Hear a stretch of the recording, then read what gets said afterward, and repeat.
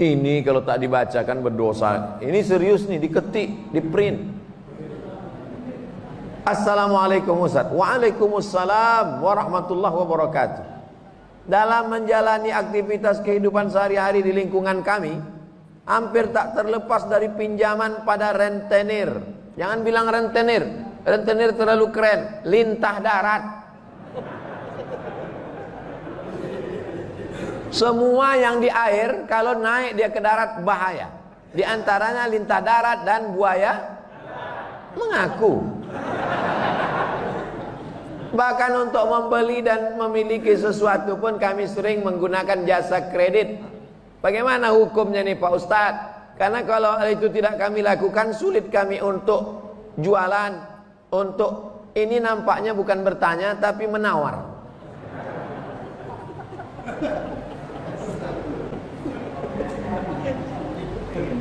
Maka bedanya rentenir pula. Bedanya lintah darat dengan syariat Islam itu letaknya di mana? Lintah darat tidak mau tahu, mau rugi mau untung, yang penting kau bayar bunganya. Dililitnya kita, lama-lama habislah harta kita, lama-lama nyawa kita naik, kumat darah tinggi, jantung koroner mendadak mati. Mati dalam keadaan berhutang di sekeliling pinggang. Na'udzubillah. Mudah-mudahan Allah selamatkan kita dari riba ini insyaallah. Adapun jual beli dengan kredit tapi akadnya barang dengan uang, maka hukumnya boleh. Misalnya Pak Ketua Masjid mau jual sepeda motor ke saya. Ustadz Somad, mau ku jual sepeda motorku ini ke Ustadz. Berapa harganya Pak Haji? Ini 10 juta, Ustadz cicil lah 10 bulan, sebulannya 1 juta. Boleh apa tak boleh?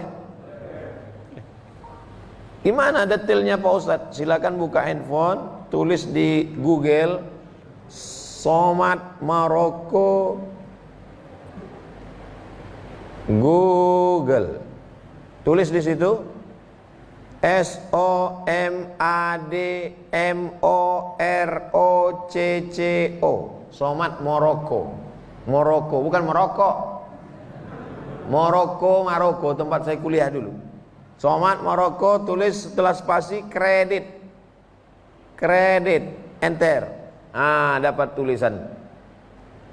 Somad Maroko kredit. Dah, tengok di baris bawah. Jual beli kredit tidak ada keberatan di dalamnya. Tak ada keberatan berarti boleh. Jika waktu dan tambahannya diketahui. Beli sepeda motor sebulan 1 juta, 12 bulan 12 juta. Boleh. Meskipun harga kredit lebih mahal dari kontan. Karena penjual dan pembeli sama-sama dapat untung. Penjual mendapat manfaat tambahan harga, sedangkan si pembeli mendapat manfaat tambahan waktu tempo. Adakah zaman Nabi orang kredit? Ada. Dalam Sahih Bukhari bahwa seorang muslim membeli budak namanya Barirah, di kreditnya selama 9 tahun, 1 tahunnya dibayar 40 dirham. Ada. Jadi yang tak boleh itu pinjam duit, bayar duit.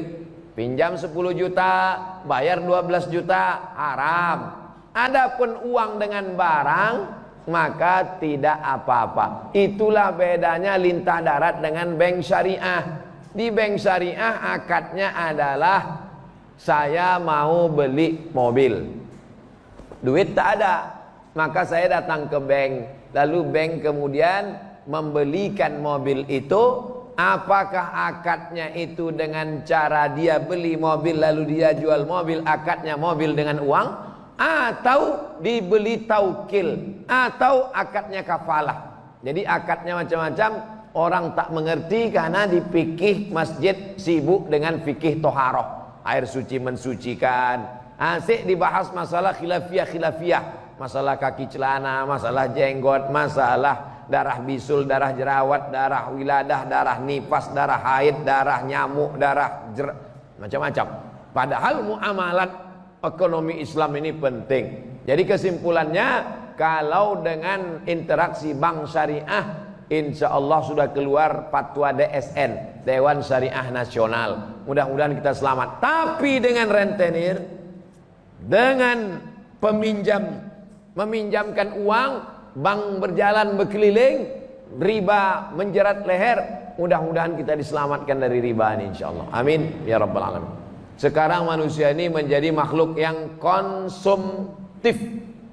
Zaman dulu orang cukup punya sepatu cukup, sekarang punya sepatu mesti mahal. Zaman dulu orang punya jam cukup, sekarang jamnya mesti bermerek mahal. Padahal jam mahal sama jam murah kalau sudah habis baterai sama, mati juga.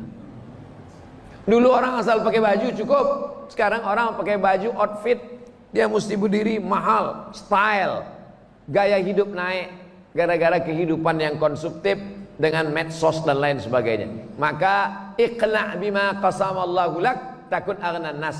Merasa cukup dengan pembagian Allah sehingga engkau menjadi orang yang berkecukupan. Makanya kita diajarkan doa, Allahumma aghnina bihalalika an haramik. Cukupkan hati kami dengan yang halal sehingga kami tak mencari-cari yang haram. Orang kalau sudah dicukupkan hartanya, dicukupkan makannya, tapi sibuk mencari yang haram, sesungguhnya itu hukuman. Hukuman bukan dalam bentuk penyakit, tapi hukuman dalam bentuk hawa nafsu yang tak pernah kering, yang tak pernah cukup. Makanya di antara doa diajarkan Nabi, Allahumma inni a'udzubika min ilmin la yanfa'. Jauhkan aku dari ilmu yang tak bermanfaat. Sudah tahu riba, sudah tahu haram, dikerjakannya juga tak ada manfaat ilmu. Wa min qalbin la yakhsha'. Jauhkan aku hati yang tak takut pada Allah. Sudah dikatakan haram, nanti bangkitnya macam orang kerasukan setan, doa tak dikabulkan Allah, darah dagingnya tempat api neraka. Tak ada takutnya. Wa min nafsin la tashba'. Jauhkan kami dari nafsu yang tak pernah kenyang. Wa min du'ain la yusma'. Jauhkan kami dari doa yang tak dikabulkan. Kenapa doa tak dikabulkan? Karena hawa nafsu. Kenapa hawa nafsunya tak bisa terkendali? Karena tak ada rasa takut. Kenapa tak takut sama Allah? Karena ilmunya tak bermanfaat. Empat ini saling berkait. Mudah-mudahan ilmu yang kita pelajari malam ini bermanfaat. Apa tanda ilmu bermanfaat? Hati takut. Apa tanda hati takut? Nafsu terkendali.